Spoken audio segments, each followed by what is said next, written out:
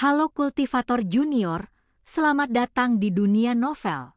Bab 6349 Mantra Ilahi. Nenek Chu Feng tidak memiliki ekspresi di wajahnya. Seolah-olah membunuh Dewi yang sakti itu adalah masalah sepele yang tidak layak disebutkan. Awalnya dia ingin duduk bersila dan melanjutkan memurnikan batu yang telah pecah. Namun dia menyadari sesuatu dan mendongak ke arah di mana Sang Dewi berada sebelumnya. Sang Dewi telah dibakar menjadi abu. Namun semuanya tidak sesederhana itu. Ketika abunya menghilang, sebuah benda seukuran kuku yang tampak seperti mutiara muncul. Benda ini memancarkan cahaya redup dan diukir dengan karakter-karakter kuno yang bukan berasal dari era ini, namun samar-samar orang bisa membaca kata-kata mantra ilahi. Tiba-tiba suara Dewi keluar dari tubuh cahaya, lemah tapi marah.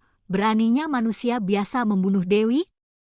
Jangan berpikir bahwa aku adalah orang lemah di klan dewa dan bisa diganggu olehmu. Bisakah kau menanggung harga membunuh Dewi ini?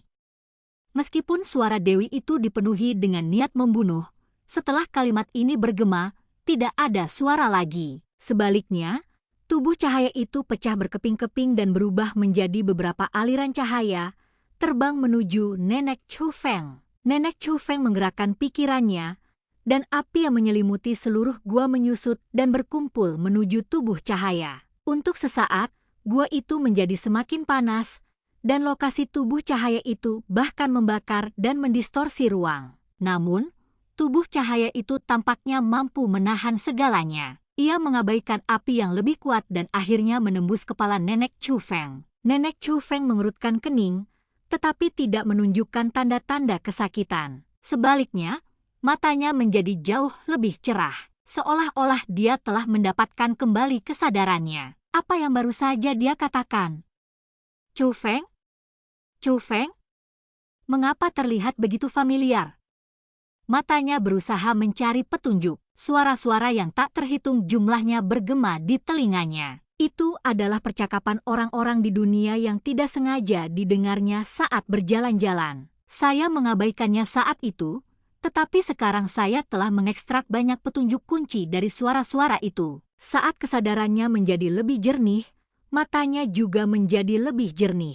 Dia adalah putra Xuan Yuan dan cucuku. Feng Er adalah cucuku. Oh tidak, seseorang ingin mencelakai cucuku. Istana Suci Tujuh Alam ingin mencelakai cucuku. Tetapi pada saat ini, dua kata mantra sihir kuno muncul di dahinya, dan kedua kata itu bersinar. Nenek Chu Feng juga menunjukkan rasa sakit di wajahnya dan segera pingsan. Kemudian, api yang menyelimuti gua juga menghilang. Tubuh Dewa Tianhe di dunia lain. Ada kapal perang besar berdiri di kehampaan. Bendera yang berkibar di kapal perang itu diukir dengan 4 kata besar klan abadi He. Kapal perang itu begitu besar hingga di dalamnya terdapat banyak istana, seperti kota yang dipindahkan ke dalam kapal perang itu. Di mana-mana ada penjaga dari keluarga Ye. Dan sekarang, di sebuah istana yang tidak terlalu besar, ada 4 sosok. Seorang laki tua dan seorang perempuan tua duduk bersila di udara dengan mata terpejam,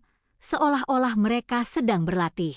Keduanya berambut putih dan memiliki sikap yang luar biasa. Mereka adalah dua tetua tertinggi dari klan abadi Ye, dan juga orang tua dari ketua klan-klan abadi Ye saat ini. Kecuali dua tokoh tinggi ini, ada 2 orang lagi di aula ini. Seorang pria muda berjubah emas, dengan wajah yang halus, tampak seperti seorang pejabat. Yang satu lagi mengenakan jubah berkerudung, menutupi seluruh tubuhnya, tapi dia mungil. Kedua pria itu duduk berhadapan, bermain catur. Tetapi papan catur ini sangat aneh, dan semua bidak caturnya adalah harta karun yang berubah dari formasi tersebut. Tuan Ketua Klan. Tiba-tiba, suara sesepuh itu terdengar dari luar aula. Bukankah sudah kubilang, jangan ganggu aku saat aku bermain catur dengan tetua tamu? Anak laki-laki itu berbicara dengan nada buruk. Dia memiliki paras yang rupawan dan tidak terlihat seperti orang yang mudah marah.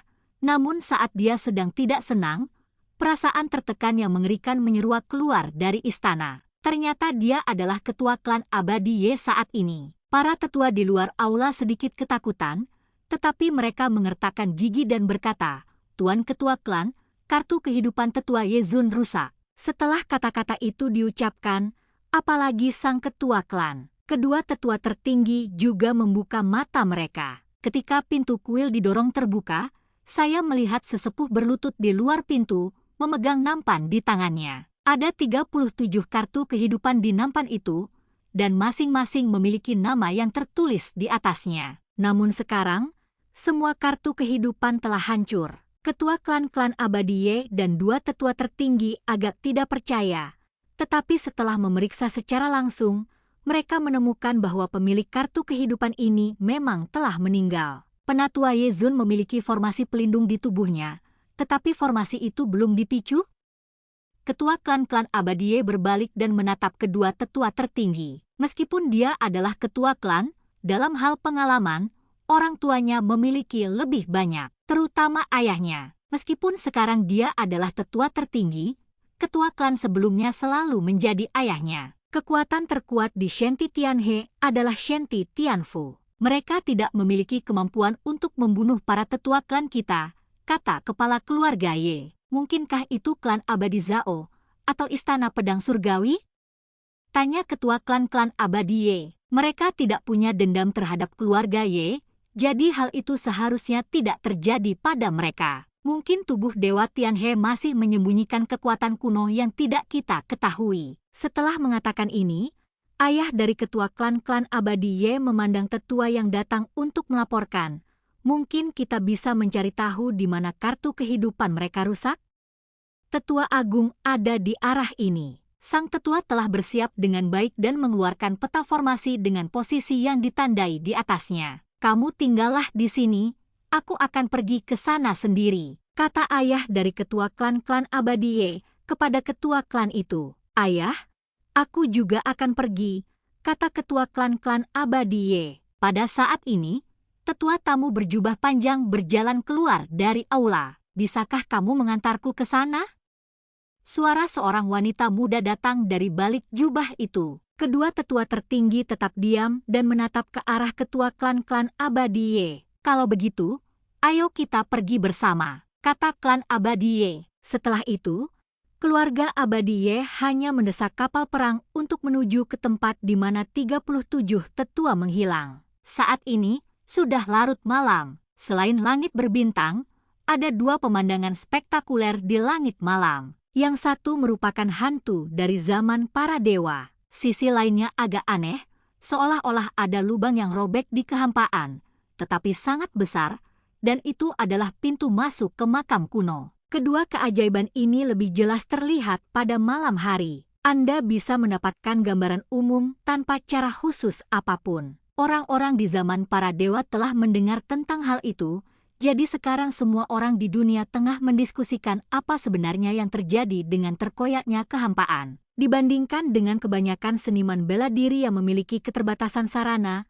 keluarga Abadie secara alami tidak kekurangan sarana pengamatan. Mereka juga merupakan salah satu kekuatan yang pertama kali menemukan pembukaan makam kuno. Namun, mereka belum memutuskan untuk ikut campur dalam urusan makam kuno untuk saat ini, karena ada hal-hal yang lebih mereka sukai di tubuh Dewa Tianhe ini. Namun di antara 37 tetua, ada 3 di tingkat Dewa Surgawi, dan mereka adalah elit dari klan abadi keluarga Ye. Kematian mereka harus ditanggapi serius oleh klan Abadie. Ketika pasukan klan Abadie pergi, Chu Feng juga melangkah keluar dari susunan teleportasi dan tiba di dunia tempat pasukan klan Abadie awalnya ditempatkan. Dan cerita pun berakhir, sampai jumpa di cerita berikutnya di dunia novel.